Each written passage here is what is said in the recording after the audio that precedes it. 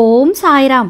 ఆ సాయినాథుని ఆశీర్వాదంతో ప్రతి ఒక్కరికి కూడా ఆనందంగా, ఆరోగ్యంగా, అష్టైశ్వర్యాలతో ఉండాలని మనస్ఫూర్తిగా కోరుకుంటున్నానండి. అనంతకోటి బ్రహ్మాండ నాయక, రాజాదిరాజా, యోగిరాజా, పరబ్రహ్మ, శ్రీ సచ్చిదానంద సద్గురు సాయినాథ్ మహారాజ్కి జై. ఈరోజు బాబాగారు మన కోసం పంపించిన సందేశం ఏంటంటే, తిరుమల కొండని తాకుబిడ్డ, ఊహించని శుభవార్త, నీకున్నటువంటి ధన కష్టాలన్నీ కూడా ఈ క్షణమే తీరిపోతాయి, నమ్మకంతో ఇప్పుడే విను అని చెప్పి బాబాగారు అయితే అంటున్నారండి. బాబాగారు పంపించిన సందేశం మీకు పూర్తిగా అర్థం అవ్వాలి అంటే వీడియోని చివరి వరకు స్కిప్ చేయకుండా చూడండి. నీకోసం ఈ ఒక్క మాటని నువ్వు ఎన్నో విధాలుగా కష్టాలు పడుతున్నావు కదా, డబ్బు పరంగా, ఆరోగ్యపరంగా, అదేవిధంగా ఇంట్లో సుఖ సంతోషాలు లేక ఎన్నో విధాలుగా కష్టపడుతూ ఉన్నావు. నాకు ప్రశాంతత దొరకదా బాబా, నాకు సంతోషం దొరకదా అని ఎన్నో రోజులుగా ఎదురు చూస్తూ ఉన్నావు. అలాంటి ప్రశాంతత దొరికే రోజు వచ్చేసింది తల్లి. నీ సాయి మాట ఒక్కసారి విన్నావంటే నీ బాబా చెప్పే మార్గం ఏంటో నీకు తెలుస్తుంది. ఆ మర్మం నువ్వు చేయాల్సిన పని ఏంటో నీకు తెలుస్తుంది. నీకు కుటుంబంలో ప్రశాంతత రావడమే కాకుండా డబ్బు పరంగా కూడా నీకున్నటువంటి ఇబ్బందులన్నీ కూడా తొలగిపోతాయి. ఆరోగ్య సమస్యలు పూర్తిగా తొలగిపోయి అద్భుతమైన ఒక రహస్యం చెప్తాను తల్లి, ఖచ్చితంగా నువ్వు వినే తీరాలి. ఈ ఒక్క మాట నీకోసమని గుర్తుంచుకో, తప్పకుండా విను. నువ్వు ఏం చేస్తావు అనేది ముఖ్యం, ఎప్పుడు చేస్తావు అనేది ముఖ్యం కాదు. తప్పకుండా చేయాల్సిన అవసరం ఉందమ్మా. నీ బాబా నీకు చెప్తున్నారు కదా, నీకు ఎన్నో విధాలుగా ఇతరులలో కనుదృష్టి ఉంది తల్లి. నరదృష్టి వల్ల నువ్వు ఎంత డబ్బు వచ్చినా సరే, ఎంత వచ్చినా సరే మీ ఇంట్లో నిలకడ ఉండదు తల్లి. ఒక దైవిక శక్తిని వశపరుచుకోవడానికి నీ బాబా నీ కోసం ఒక రహస్యం తీసుకువచ్చారు. ఆ రహస్యం నువ్వు విన్న తర్వాత పాటించి చూడు. ఎలాంటి నరదృష్టి ఉన్నా సరే నిన్ను పటాపంచలు చేసేస్తుంది తల్లి.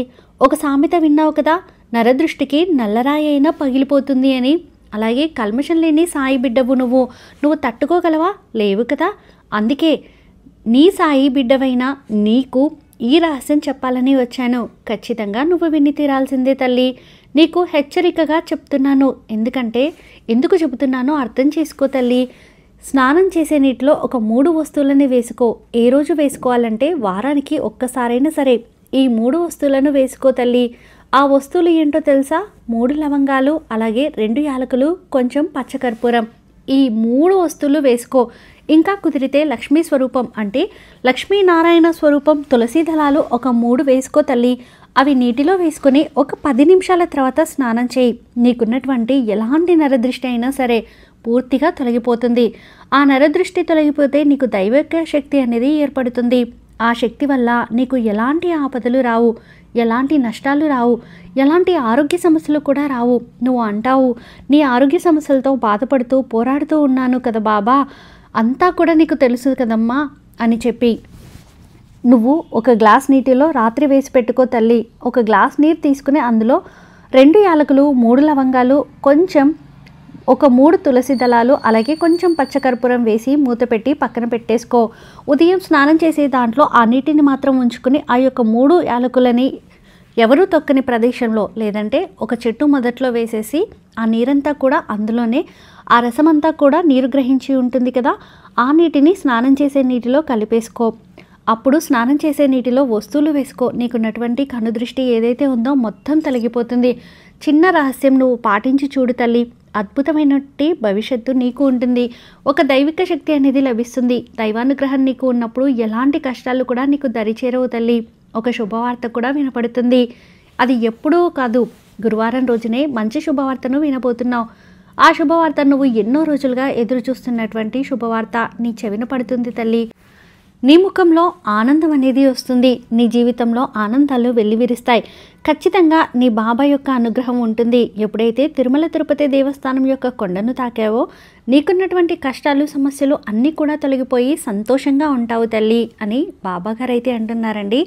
బాబాగారు చెప్పిందల్లా మనం స్నానం చేసే నీటిలో ఒక 3 లవంగాలు, 2 యాలకులు, కొంచెం పచ్చకర్పూరం, అలాగే తులసి దళాలు ఉంటే ఒక 3 వేసుకొని వాటితో స్నానం చేయమని చెప్పారు. దానివల్ల మనపై ఉన్న చెడు దృష్టి, నరదృష్టి అన్నీ కూడా విరిగిపోతాయి, అంటే మనకి దూరంగా తొలగిపోతాయి.